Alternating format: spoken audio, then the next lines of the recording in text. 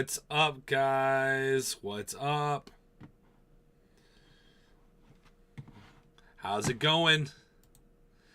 I hope everything's doing well. I hope everything's going good for you. Okay, it looks like everything is getting picked up A-okay. Let me check and make sure. I'm just checking on a couple things. Yeah, looks like everything is getting picked up just fine. Just fine indeed. Which is what I wanted to see. I wanted to make sure this stuff was getting picked up okay. And it looks like everything is good to go. Everything is good to go. But anyway, guys, how's it going? I hope you're doing good. I hope you're having a good one. It is the Embrace Nerd Show, where we talk all things nerdy when it comes to everything we love. If it's movies, shows, video games, and comics. We go over just some news, some different things about the day. So, guys, I'm really excited to start the show with you. A lot of good things to talk about. Some controversial things to talk about. But that is A-okay. It's just going to be fun to be able to talk about those things with you. And so, anyway, without further ado, let's get started. And, guys, I haven't got to see Captain America yet. I am seeing it today. After we do the show, we're going to clip what we can clip, and that is the plan. The plan is to see Captain America today. And there's questions on if it's doing well or not doing well, right? And I would say that the reactions are definitely mixed on that, or at least the propaganda on both sides are a little mixed on that, I guess you would say. But I'm going to share my screen. This is coming from Deadline. It's saying that Captain America Brave New World flies to $192 million global launch. So I would say that's pretty good. The thing that does need to be said, though, the thing that does need to be stressed, is that this is including the Monday holiday. So this is assuming that people are, they have their day off and they're going to go on Monday and they're going to go see this movie. So that is possible. And these are projections. So we'll have to see where this turns out. Supposedly, if you're only counting the normal weekend, it actually made supposedly less than Ant-Man Quantumania. So I don't know necessarily what this says about the future of the film. I know that, I didn't pull this up, but I know that it has like a -B cinema score, which usually when you have that low of a score, usually that's a bad indication for films, at least films that are not horror films. I think horror films can have like a C something. I don't know if it's a C plus or C minus, but I know that horror films can get away with still making a decent amount of money because horror films can be pretty subjective. More subjective than a lot of action movies and things are. But I'll just read what this says real quick. Captain America came in pretty much bang on worldwide projections with 192.4 million, including domestic holiday Monday estimate. Of that, 92.4 is from 52 overseas markets through Sunday. The international bow is under 110 million we saw as a possibility before the weekend. Though as caution that including the swing market of China, where Brave New World faced massive competition from Nizad 2, which is that movie right here. A lot of people, supposedly that movie is like the highest grossing animated film of all time, which when it's a movie that's made for Chinese people in China, like China has the largest population, so that's not a huge surprise. And so, let's see if there's anything else interesting. Supposedly it did track to make more than the very first Captain America, which I don't know if that's necessarily the best sign in the world, though, because that was the very first Captain America movie, You would want this to do just as good or not better than maybe Civil War, but that would be a very difficult thing to do, so maybe this is a modest way of looking at it, that it did better than the very first Captain America First Avenger movie, and that's a positive way to look at it. But anyway, I will be going to see it, so I'll be adding to that projection myself. Me and my wife will be seeing it very, very soon. So, anyway, guys, do you think this film should have done better? Do you think that, which side do you stand on? Do you think it's going to have a huge drop off, when it comes to next weekend? I would love to hear your thoughts. And did you personally like the movie? I've heard lots of criticisms, but I am definitely open and willing to check it out today. So, anyway, guys, let me know your thoughts down below. Okay, guys. Now we got to get into Clayface. Now, this was a story that I missed to talk about Friday. And I wanted to talk about it. I wasn't able to talk about it. I've been working this whole weekend. And it was dealing with the directors they were looking at. And there was some news that came out that was kind of concerning. Dealing with Jeff Waldo. He's the one that directed Kick-Ass 2 and some other properties. And there was definitely some concern that he was the one that was going to get it. And then there was James Watkins' Speak No Evil that was a lot more interesting. Of an idea. Something that I was definitely a little bit more open to. But anyway, let's get into this because I do think some of this is pretty interesting and we're getting closer to having another film in the works for the DC Universe. And so anyway, it says, DC Studios has been looking for a Clayface director since late last year. We knew this. The company was even eyeing Jay Biona over the Christmas break. The trail went cold after that. But on Thursday, our, in this case, not so distinguished competition mentioned that Jeff Waldo and James Watkins are in the mix for the gig. Well, our sources say that Waldo is not in the mix. Never was and never will be. Watkins hasn't met with DC's head honchos yet, but is expected to. This one is still up for grabs. Okay, so James Watkins would be the one that I would be, rooting for. Yeah, Watkins would be the one that I would be rooting for. I remember back in the day when Jeff Waldo almost directed an X-Force film. I don't know if you guys remember that, but he almost directed an X-Force film. And I just remember some of the things he's done just being kind of subpar.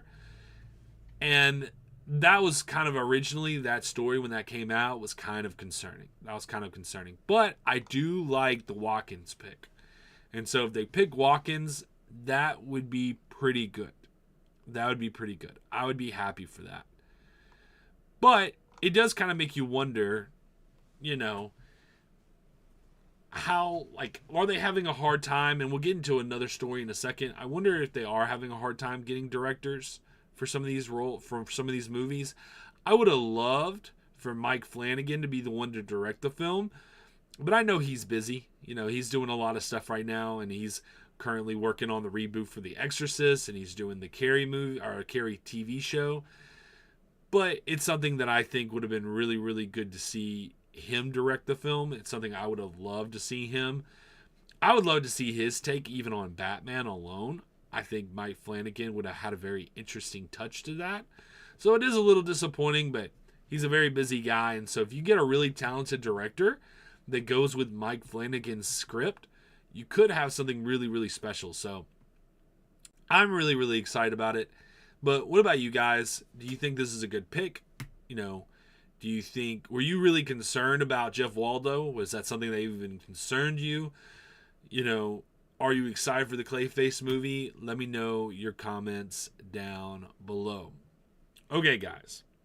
We got to get into a little bit of the movie news, some more movie news, and let's go ahead and talk about Swamp Thing. Now, with Swamp Thing, I want to actually react to this video that Jeff Snyder did with John Roca. Now, they do a show together. I think they call it The Hot Mic. And in that show, he talks about how James Gunn is having a hard time picking directors. Okay, they're saying he's having a hard time getting them, which, could definitely be a problem. It could definitely be a problem. But he does say something interesting about Swamp Thing and the expectations that the director who's supposed to be doing Swamp Thing has, versus his Star Wars movie. And so, anyway, I just want to click this, and we're gonna react. We're gonna react to this real quick. Where they get into a little bit of Swamp Thing news and a little bit about DC drama dealing with getting directors. So, without further ado, let's watch.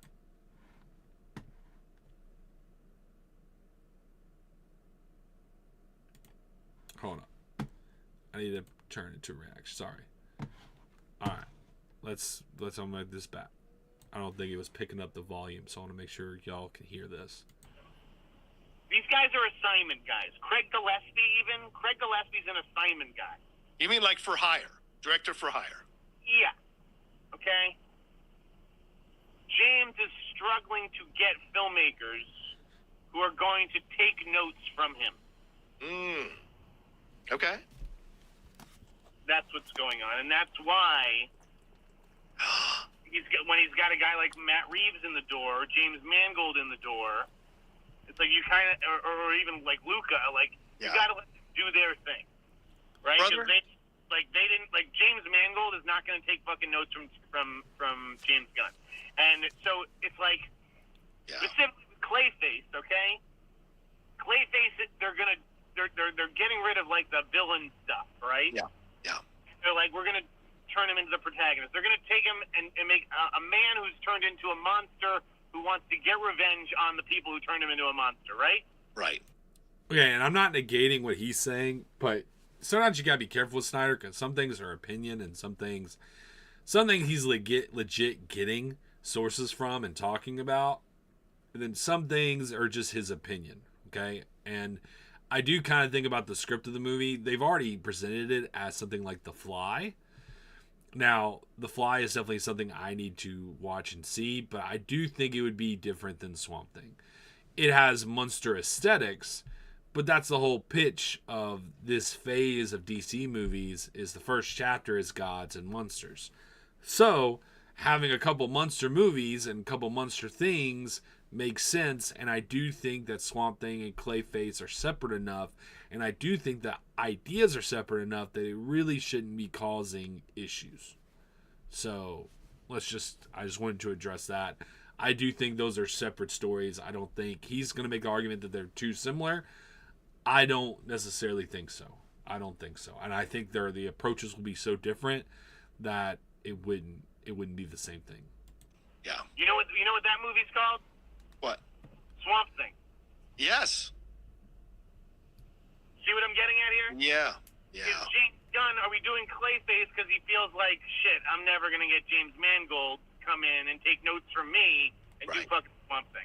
Which is ironic because I'm told that James Mangold is actually more passionate about Swamp Thing than he is Star Wars. Right. In the next couple weeks, he's going to decide whether he actually wants to press ahead with his Star Wars thing, because that's a huge fucking multi-year commitment. Right. Okay? Okay, so let's talk about this real quick. So, yes, I do think I'll disagree with Snyder in the sense I do think there's enough difference between Clayface and Swamp Thing. I think the approaches, horror elements are going to be completely different. Like I said, I think you're going to be having a Fly kind of movie versus something completely different that James Mangold wants to do. And so I really don't think those two things are really going to feel the same, act the same, play the same to the audience. And like we know what James Gunn has said, it's all about the script. Like, what is in the script that makes it unique, makes it special. And so if the script's good, the script's good. And so I don't really think that necessarily matters. Now, I do think it's interesting to point out the fact that for James Gunn to be able to not feel like he can have a say when it comes to the directors he's working with. And there might be an issue when you come to having a visionary director on how that story needs to play out. So for example, with Luca, there's probably certain things they want Luca to have in the movie. If he's going to do a Sergeant Rock movie, then James Gunn probably wants G.I. Robot to be in that Sergeant Rock movie. You know, they probably want some elements of the DC universe to be injected in there. But I do think that James Gunn would pretty much allow him to have say on what he wants to do. But, for example, if Luca wants to just totally destroy G.I., make him a melted corpse where he's non-existent, well, then clearly that would contradict Creature Commandos, and that would be a problem. And so, I don't know. I mean, clearly these guys are still working with them, though. I mean, you got some really interesting directors. Like, it's not like you don't... it's like, you know, are they Michael Bay's? I mean, some of them are the level of a Michael Bay. And when I say Michael Bay, I'm not talking about quality either. I'm just talking about name, right? I'm just talking about name. Like, they got, like, big name directors on a lot of these things. Like, they got very talented people that seem to be kind of interested. And maybe it comes down to the quality of the scripts, right? That James Gunn can attract. And I just don't know if I totally agree with Snyder on that, about them having a hard time getting directors. Maybe I'm wrong. And maybe it just depends on the scripts. But I will say this.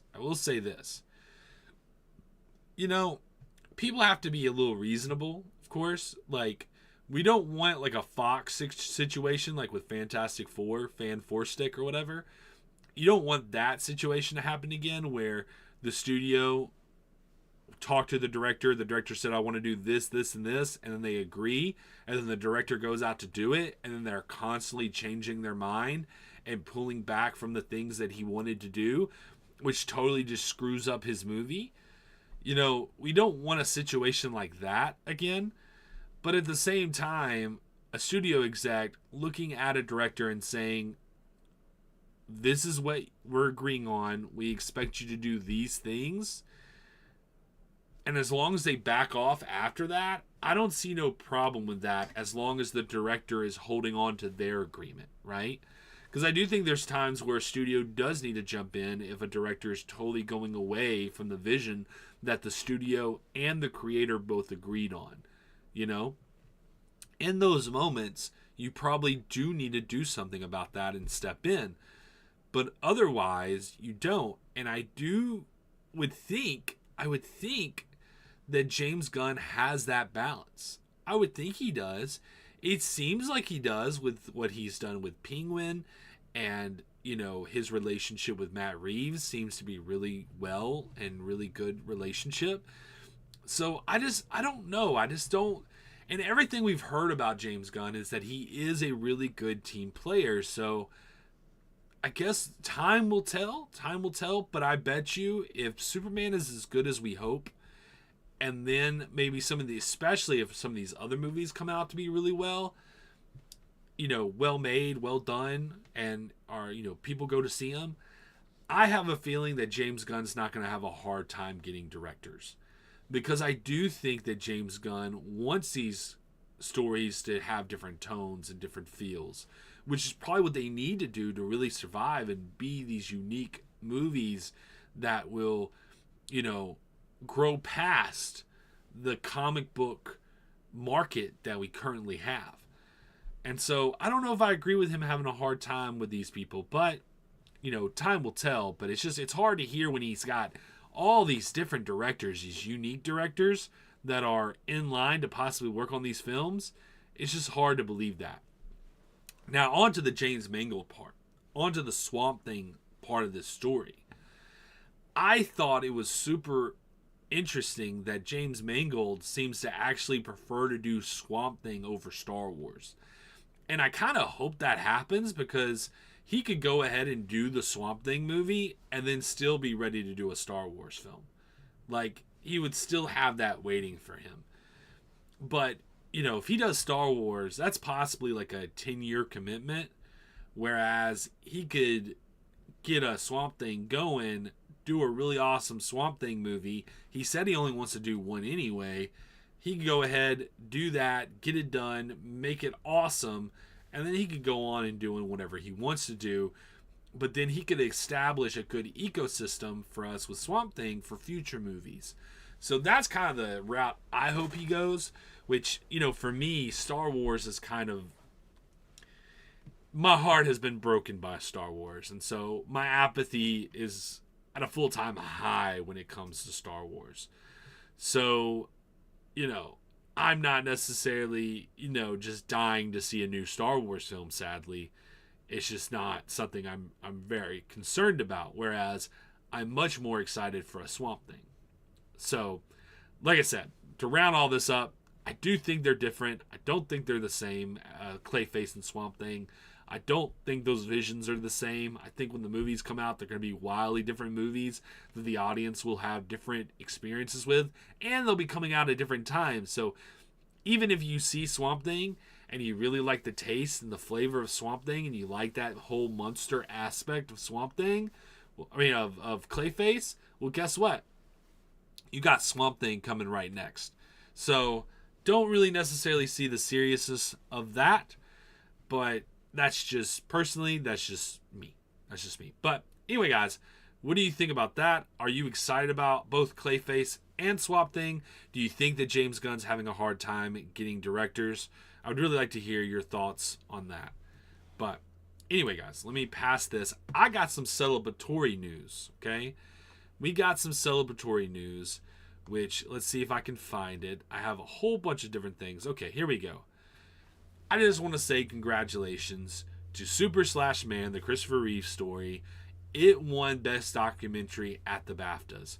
Hopefully, which I think it got snubbed at the Oscars, I think it got snubbed at the Oscars. I'm pretty positive, which is a bummer.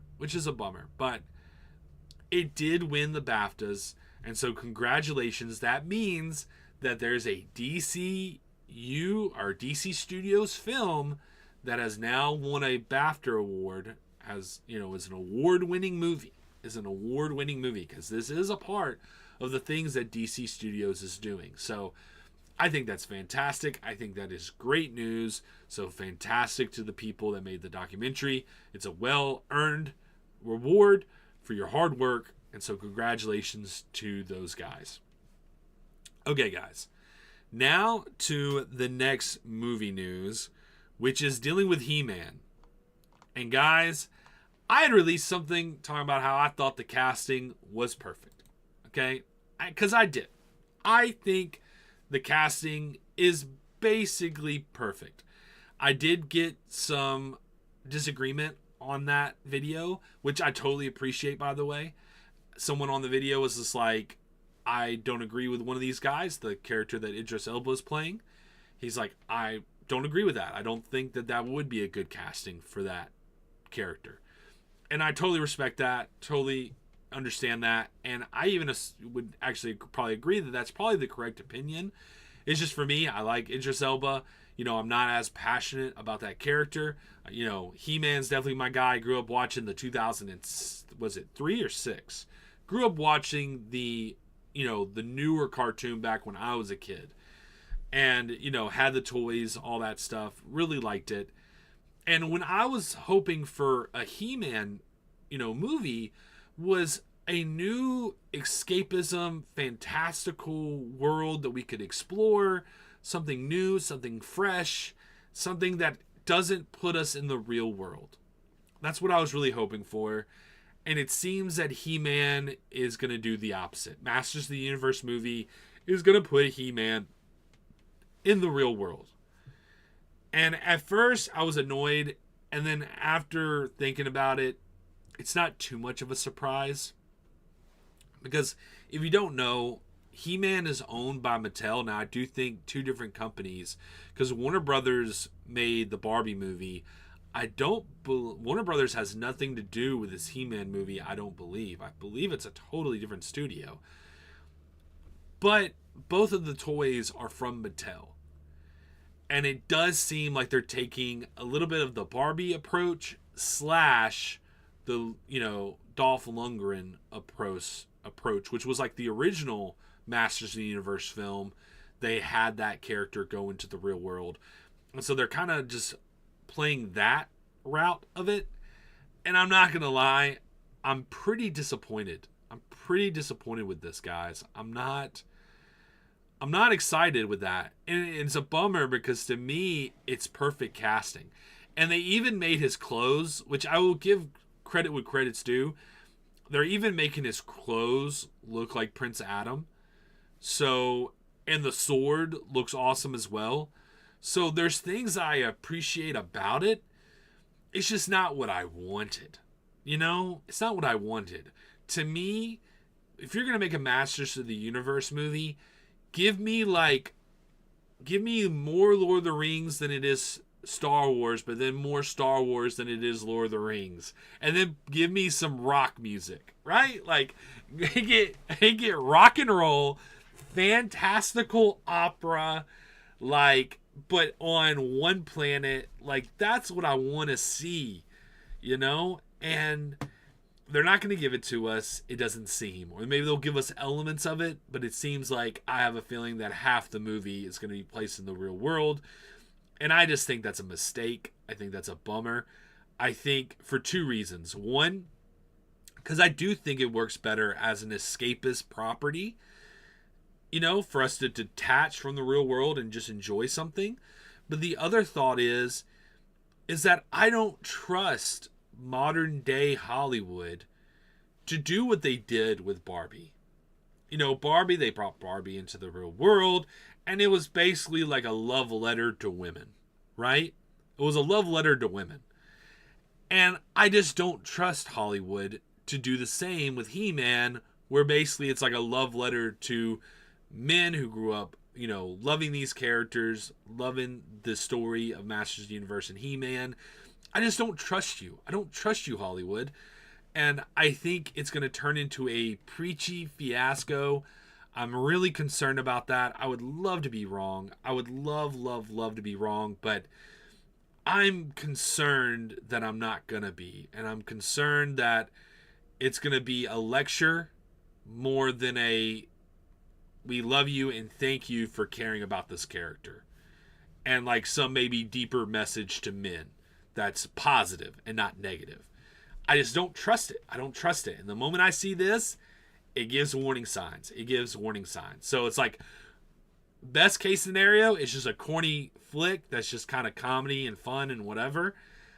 And then worst case scenario, it's this preachy, lectury movie that ends up really not being made for men at all, you know?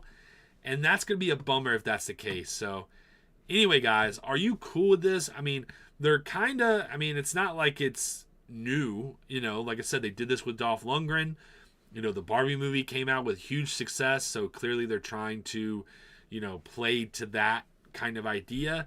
You know, what do you think? Or are you like me? Did you want a more escapist kind of story? Let me know your thoughts down below, either in the chat now or later on. I would really love to hear your thoughts on this, because I need someone to tell me it's okay. Because I don't feel okay. I don't feel okay, Stark. I don't feel okay. Anyway, that is it for the movie news. And we don't have too much for shows, but we do have something. And it was something that I literally, guys, I need to give you an apology, okay? I literally had this as something I wanted to talk about when I was, and let me pull back to that screen. Okay. This is something I wanted to talk about when it was like Thursday, the story came out, and I totally missed it. I had it in my notes. I had made a thumbnail for it, everything, and I totally missed it. But we all know they're working on a Waller show at the DC studios, and it's supposedly they are casting for a King Faraday. Now, if you don't know who King Faraday is, he is a DC character, and the reason this is interesting, is because there is a whole storyline with an organization that Waller kind of controls and oversees called Checkmate. And he is one of the agents of Checkmate. And so we've seen this arc with Waller where she's using the government and she's using Suicide Squad, and now she has the Creature Commandos. And she definitely does things that the public would not agree with. And so maybe it's time to launch a secret society. And maybe that's what we're about to see. Maybe we're about to see the opening of Checkmate. But if Checkmate comes, there's a lot of interesting things ahead for us, especially with the DC Universe. It makes me want to read, for example, the Justice League International. It makes me want to get into a lot of things that maybe I haven't got to really invest in yet, because I do think that James Gunn is going to be reaching into when he really loved comics the most and is going to pull out some really cool ideas with that. And he seems to have some really cool ideas for Waller. So I think this is cool news. I think this could actually spell a lot for the future of DC Universe and DC Studios as a whole, the different stories it could tell. And so I'm pretty interested by this, but I'm more interested in what you guys think. Do you think this is a good idea? Do you think, what possibilities comic-wise? Because this is an area that I'm a little weak on, actually. I know the basics, but I'm a little weak on a lot of the Checkmate stories. And so I really would love to hear your guys' thought on King Faraday. Who do you think should play King Faraday? And give me a little bit of knowledge, maybe comic-wise, of what we could be seeing from something like this. I would really, really be interested to know what you think about that. And so, anyway, guys, this next story, let's see if I can find. This next story deals with Angel Studios and their show. Hold on. I'm sorry. I'm sorry. Anyway, this deals with their show that they're doing, which is Gabriel and the Guardians, I believe is what it's called. Gabriel and the Guardians. It kind of calls me pause. So, anyway, Gabriel and the Guardians, they are coming out with a manga from Rippaverse. But that's not why I'm bringing it up right now. That is some news that we'll talk about in just a little bit, but that is not why I'm bringing it up right now. The reason I'm bringing it up is because Angel Studios is a more Christian base. I think they're it's a little split by who controls the studio, but I do believe that the basis, the founders of the company are Mormon, I believe. But they have made a lot of different films. You know, they made Sound of Freedom. They put out a couple different things, or they bought the rights to Sound of Freedom. But anyway, they have put out a couple different things. They have their own streaming service, and Gabriel and the Guardians is going to be their really first anime-ass type show they're going to be putting on their streaming service, and they've already released, I believe, the first episode. Now, for a moment, they had dropped that they had allowed people to watch the very first episode on YouTube, and I completely missed it. But what was interesting about this to me personally was because now that they're working with the Rippaverse, which Rippaverse has a whole other company called Rippasend, which basically is like a publishing type company where you can use their infrastructure not only to sell your material, but for them to make your material for you and to ship it out for you, which is a pretty cool deal for indie comic creators. I hope indie comic creators, more of them, attach themselves to something like Rippasend and their services, especially if they have a hard time doing it themselves. It seems like that could be a good approach for the future of indie comics and indie storytelling as a whole. But that said, usually when deals are made, they're made both ways, right? Usually it's not a one-way streak. And it does kind of make me wonder about the possibilities of Rippaverse stories helping being animated by Angel Studios. Now, the concern I would have is I don't know if Angel Studios would be willing to have some of the violence, for example, that, you know, they're doing at Rippaverse. If you watch the Horseman trailer, which is awesome, by the way, if you haven't seen the Horseman trailer, which is a comic that Rippaverse has, it's a comic I'm excited to read, by the way. I'm behind on my Rippaverse comics. The animation was awesome. And it was violent, and it was dope. It was really, really cool. And I don't know if someone like Angel Studios would be willing to have something like that on their platform. But it does make you wonder if maybe some deals are being done behind the scenes where maybe we could be having a property like that being help produced by something like Angel Studios, because that just means better animation, and that means maybe we'll see it sooner than later. You know, I know they're trying to do that Horseman series with the Rippaverse and doing their own kind of subscription thing to help make that happen. But the more money, having friends working with you is not necessarily a bad thing. So anyway, guys, what do you think about this? Do you want the Rippaverse to work with Angel Studios to make some different content that'd be a little different than like a Marvel or what DC is doing? I would love to hear your thoughts down below.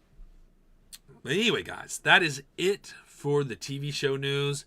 Now we got to get into some video game news, okay? We got to get into some video game news. Now, I want to talk about something positive before we get into the drama, okay? We got a little bit of drama with our video game news, okay? We got a little bit of drama in our video game news. But something I want to talk about real quick deals with Marvel Rivals and the possibilities of them coming out on the Switch 2, which I think is basically a guarantee, okay? I think it's a guarantee. But anyway, there was the DICE Summit where usually they give the DICE Awards out. And someone asked that exact thing and asked about if we would be seeing, you know, Marvel Rivals being on the Switch. And he said, "We are already in contact with Nintendo and are working on some development kits. And whenever we find that we could provide great performance for our game on Switch 2, we're open to that. The reason why we didn't launch it onto the Switch, it was the first generation of that device. They cannot provide a great experience for our gameplay. So if it could achieve that goal, we're open to that." Now, we know that Marvel Rivals, I believe Marvel Rivals is on the PlayStation 4, right? I'm correct on that, right? And so if this is supposed to be, you know, the Switch 2 is supposed to be more powerful than a normal PlayStation 4, and it's supposed to be either at the scale of a PlayStation 4 Pro or a little bit more powerful, then I don't think this is going to be a concern. I think we're going to easily get Marvel Rivals on the Switch 2. So I think this is positive news. I think the greater question is, what other type of nerdy games, superhero games, could we possibly be getting from the Nintendo Switch 2? You know, for example, I want another Marvel Ultimate Alliance. Even though I do think Marvel Ultimate Alliance 3, not story-wise, but like gameplay and game-wise, is basically perfect. I think it's basically perfect. I still want another one. So hopefully we'll be getting some more things like that down the road from Nintendo. But I just thought this was a cool news story that I wanted to share, that I thought would be exciting for you that maybe haven't heard it yet and are excited for something even like Nintendo Switch 2. Or would love to have something that's light you can carry and still play something like Marvel Rivals. I thought that'd be interesting to you guys. So, anyway, now we got to talk about the drama. Okay? We got to talk about the drama. And there's kind of two, but we're going to get the more drama-heavy one out of the way. Now, I should have gave a warning for when I played the video with Jeff Snyder, because he did use some language. So if language offends you, just fair warning on that there is going to be some language in this clip I'm going to play. I'm going to go ahead and turn it to my reaction way of doing it. But if you didn't know, there was the DICE Awards that came out this weekend. And at the DICE Awards, Greg Miller's been doing it for like 11 years or something. He's been doing it like the majority of the time the DICE Awards have been around. And from my understanding, it's kind of like where games journalists, it's like the award show for video game journalists to give to the people who make the games we love. And there's been times where it's been maybe a little political here or there. But here, Greg Miller decides to really tell, you know, half of a population, the majority of a population, that, you know what, maybe they're not too welcome, you know, watching this Game Awards show. Now, not the first part. And we'll get more into this, not the very beginning, but as you get into what he says and what he does, it's something that I would really question any game award. If you want not even you or your company to grow, it's just really shocking that you would be willing to do this. And it's not funny, sadly. It's just not a good joke. They have the right to do it. They have the right to say it. So I'm definitely not saying that. It's just kind of a lame joke. So anyway, let's see what they have to say, and then we'll discuss. My favorite games, Diablo 4 Vessel of Hatred is nominated for Online Game of the Year. Get your hands together. Yeah. Thank you, Rod. Of course, that is a game that takes real skill. It does. Yeah, and I'm not trying to flatter everyone here, but if I know one thing about this audience, is that none of you had to pay someone to play Diablo for you. Here, they're making fun of Elon Musk. Now, I haven't looked into that story. I don't know if Elon Musk really did admit to cheating, to having someone else play some games for him to get him better. He's a pretty busy guy. Okay, he's a pretty busy guy, but I don't know how true that is. Okay, I don't know the truth involved with all that. I know questions were raised from that, but that's fine. This joke's fine, and maybe he's well deserved. I don't know. I do not know. That's fine. Here's the thing, and this is more like, hey, you do you, bro. But to me, this is unwise. This is alienating half of your audience for what comes after. So like I said, this is fine. Make your jokes, whatever.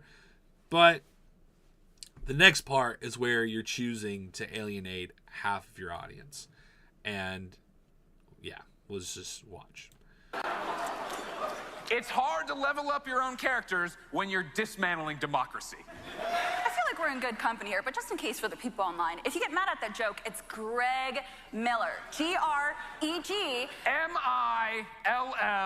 Miller. Fuck Elon Musk and fuck Donald Trump.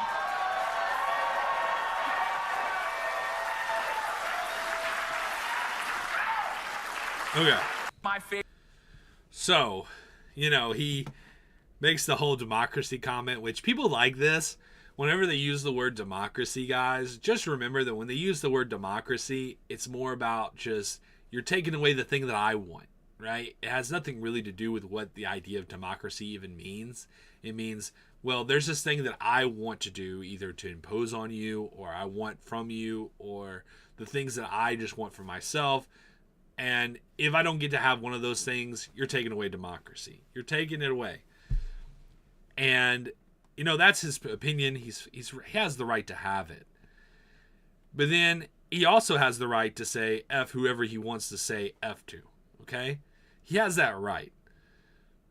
But when you're talking about a Game Award show and you're talking about bringing in an audience of all kinds to celebrate the things that we all love, right?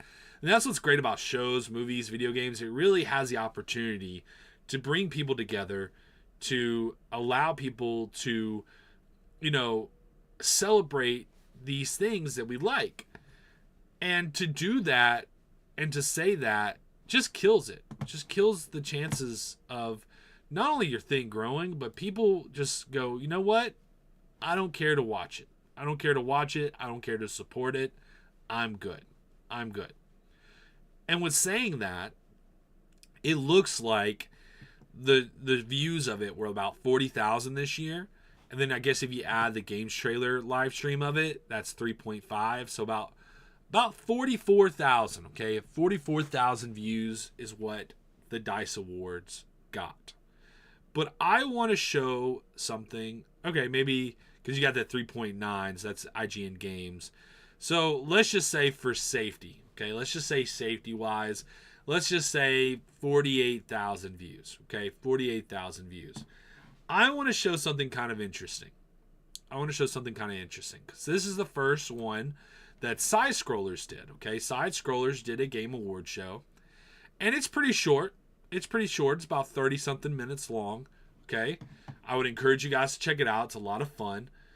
But it is about 68,000, okay? 68,000 views.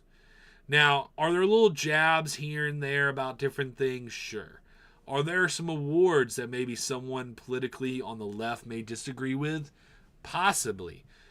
But guys, they rewarded people they love. I remember there was one person that won an award that was very upset because they are a trans person or whatever. And it's like, look, you made a great game. We love your game. We want to support your game. There's nothing political about this. We just want to give you this award. But because they disagree on certain things, that person wasn't willing to accept the award and said, I didn't want the award. I don't want awards from people like you guys. But here's the thing, guys. 68,000 views. Now, it's been out for 3 weeks, so maybe that's a little unfair to compare. But I believe I saw Stuttering Craig talk about how they had about 50-something thousand views when it first came out. After the second day it was out, they had about 50,000 views. So they were already ahead of what the DICE Awards was. Now, DICE Awards is 3 hours long, whereas the Real Game Awards is not. But that could change. That could change. And guess what the Real Game Awards didn't do? The Real Game Awards didn't alienate half of their audience. They didn't separate half their audience and say, you know what? You're another. We don't like you. We don't care about you. Imagine if this show, the Real Game Awards, imagine that if half of it was just cussing out politicians and calling out Joe Biden every 5 seconds. It would get tiring. It would get exhausting. And no one wants that. No one cares for that. No one wants to see that. And so, anyway, I think that that's just interesting to point out. Interesting to point out. But it is really sad, though, to see the fall of Greg Miller. And really the fall of Kinda Funny, in my opinion. Kinda Funny has become this thing that will survive because only the political people on that side continue to watch it and enjoy it. It's the only reason they're going to survive, because I remember watching it and really trying to give it a chance, because I'm someone who doesn't like to other groups of people. I don't like to separate groups of people. You know, I want to get to know you for who you are, and even if we disagree with each other on certain things, as long as you make really good content that's not overly preachy, I will enjoy it, I will watch it, I will recommend it to others, and I will not, refuse or boycott it just because we have a different opinion, okay? And I think that's how most humans are, right? Most of us are like that. Most of us don't want to do that, right? But you would watch Kinda Funny, and ever since Colin left, and I said this on Twitter, that when Colin Moriarty left Kinda Funny over the most tamest joke of all time, which is much funnier than what Greg Miller just did, it's literally the tamest joke of all time. And for him to lose all of his friends during that time, to be totally abandoned by the video game community in San Francisco because he had wrongthink, even though he wasn't even a Trump supporter, he was just conservative. And to see how politically charged it has gotten in the San Francisco area with companies like IGN and Kinda Funny, it's just kind of sad. It's just kind of sad to see. And Kinda Funny, even after that, because Colin really did try not to, just lambast Kinda Funny. Kinda Funny really did that to themselves. But I remember when they did that last little live stream together, it seemed that Colin was trying to be supportive of the people that really betrayed him, which just really shows the character of Colin Moriarty. But, it's just sad to see how political they've gotten. Like I said, I watched the show, and they would just bring up stuff over and over and over again. And I don't even like bringing it up on this show, to be honest. But I do think these things need to be called out because we want better, right? We want better. We want people to be able to come in who disagree with each other, to respect each other, right? And not to alienate half of your audience. So I'll just say this right now, and I've said this before. I don't care if you agree with me. I've had discussions on this channel now with people who don't agree with me on things, and it's been wonderful. They've challenged me on stuff. I think I've been able to challenge them on things just from either the videos or even in the comments. And the comments have been really good and engaging and fun. And we disagree on stuff, and that's okay. But I'm not going to insult, ridicule, name call someone that you may respect and agree with. I'm not going to go out of my way to bring up real world things to lambaste you, the audience, because you may disagree with me on something. I'm not going to go out of my way to do that. And I don't think it's healthy. And I think that's how you really kill your industry. So that's just me. The drama with that is over. I'm done. We're going to move on to something dealing with Xbox. Some other drama, but not political drama, just video game drama. And so, anyway, I just needed to get my thoughts on that because I was a huge Greg Miller fan, okay? Podcast Beyond was my thing back in the day, okay? The PlayStation podcast that IGN has was like my favorite thing to listen to with Colin and Greg. And when they made their own thing, I became super excited about it. And it's just disappointing to see where Greg Miller is. I'm happy to see where Colin is. Colin's doing really great. If you've never checked out Sacred Symbols, Colin's Last Stand, they have their own Patreon. It's really good. And Colin does some really good journalism, like legit video game journalism and interviews and things. He does a really good job with a lot of stuff he does. So I really encourage you guys to check that out. But anyway, I'm done. We're moving on.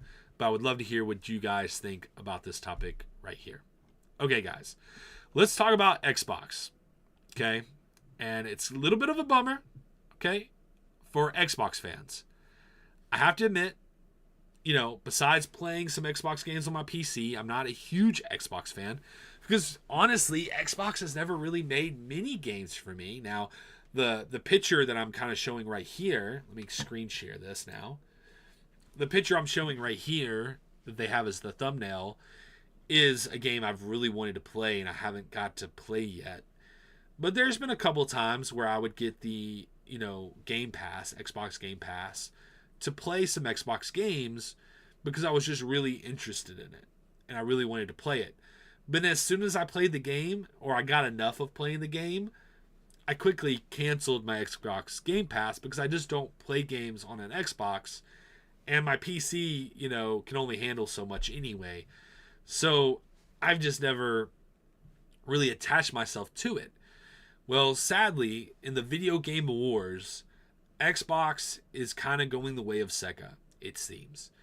And it seems that everything that Xbox makes is either a lot of it is going to be going to PlayStation and Steam and Nintendo, most of it, but no matter what, they're going to let you know. So it's a little bit positive for someone like me who's a PlayStation fan, but it is a bummer for you guys that are huge Xbox fans, and I definitely feel for you guys. But anyway, let's read what it has to say. Xbox will show PlayStation and Nintendo logos in their showcases, says Phil Spencer. I want to be transparent with people.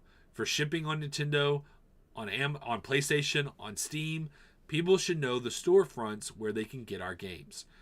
And I think that is awesome. I think that's a really nice thing to do. I think that is the correct thing to probably do.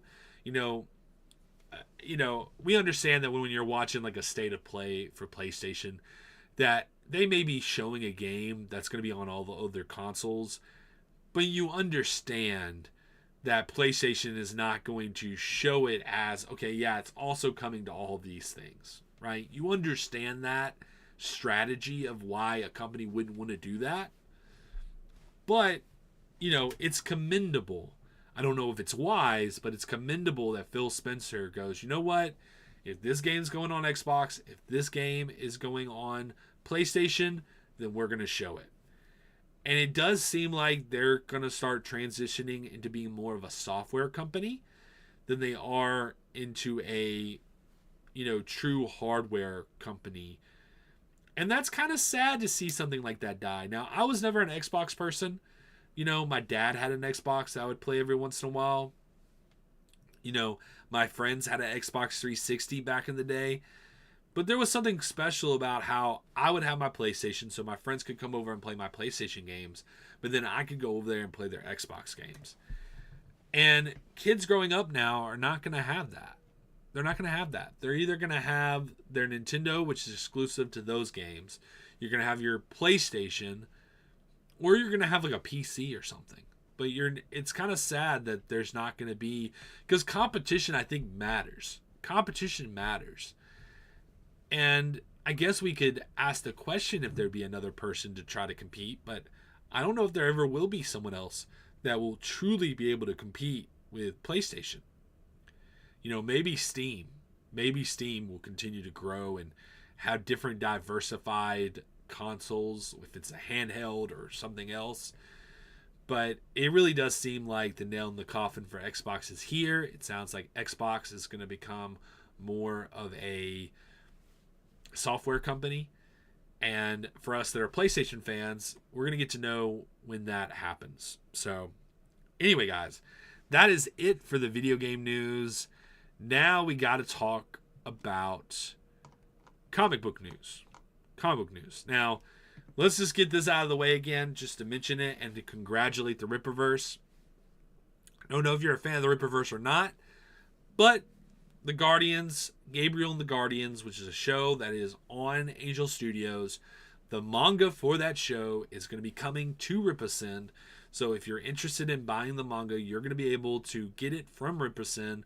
But this is a huge deal for Rippaverse, because Rippaverse not only is a company where they sell their own comics, but if you have your art already done, you already have your story done, you have everything done, and all it needs to be done is printed, well, you can actually work with Rippasend, and they will actually help you sell your material, and they'll ship your material out for you, and it's really cool business idea, really cool deal that Rippaverse is doing.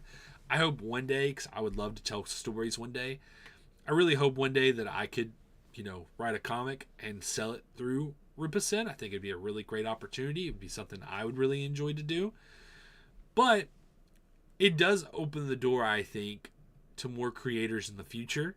Some more opportunities in the future for indie creators. The more successful Rippaverse gets, the cheaper it's going to get to print comics. And they print in the United States, okay? They print in the United States.